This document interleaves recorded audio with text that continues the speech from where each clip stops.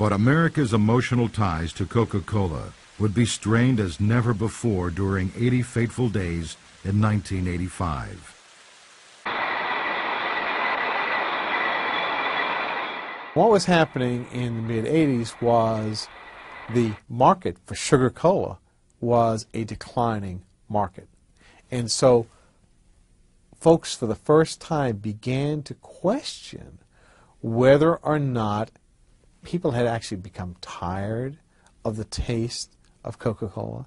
Had we finally reached a point a century after its introduction that, you know, maybe folks were just tired of this flavor?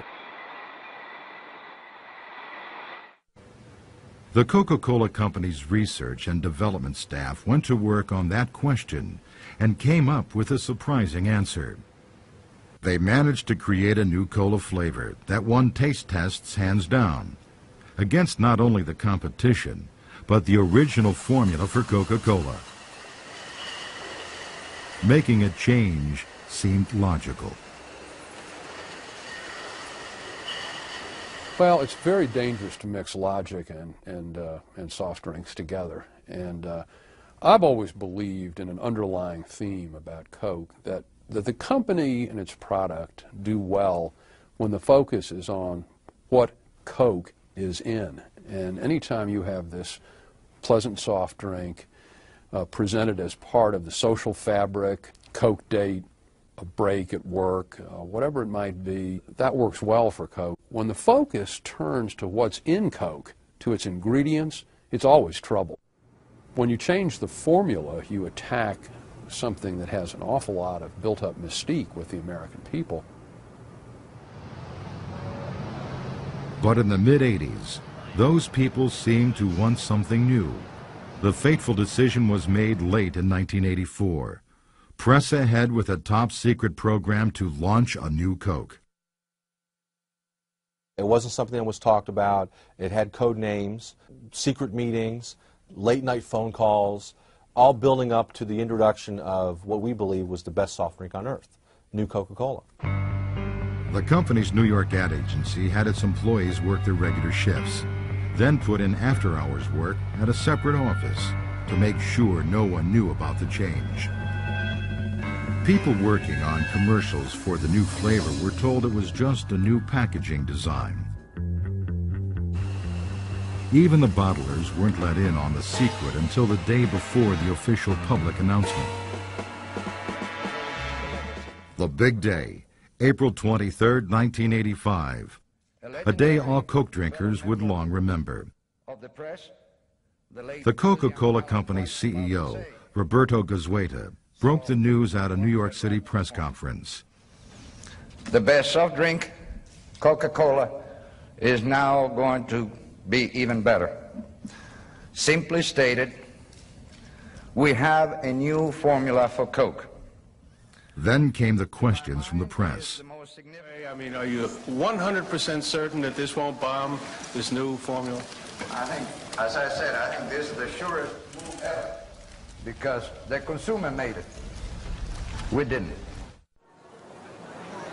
New Coke was launched in a confident blaze of publicity. But public reaction was immediate and negative.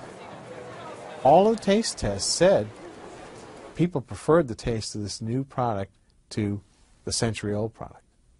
What they hadn't factored in was the huge emotional attachment there was to this brand. One of the things they say is they were only looking at getting people who didn't currently drink Coca-Cola to come to Coca-Cola with a change of taste. That perhaps they maybe didn't focus on the loyal drinkers and what it was going to mean to them.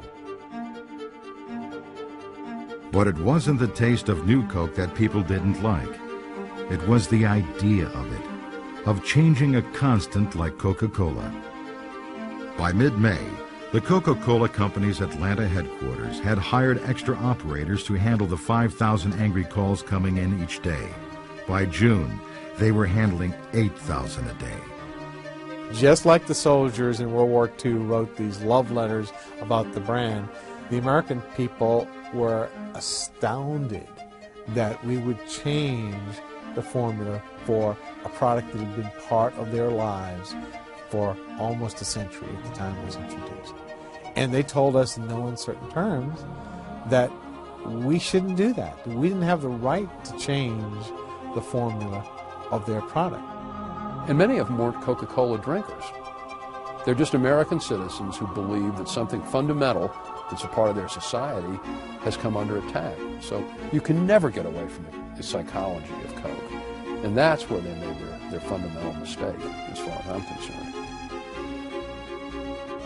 By July, the company had decided that enough was enough and held another press conference.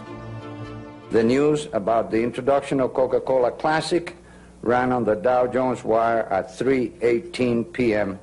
yesterday. I'm Don Keogh, president of the Coca-Cola Company. When we brought you the new taste of Coke, we knew that millions would prefer it, and millions do.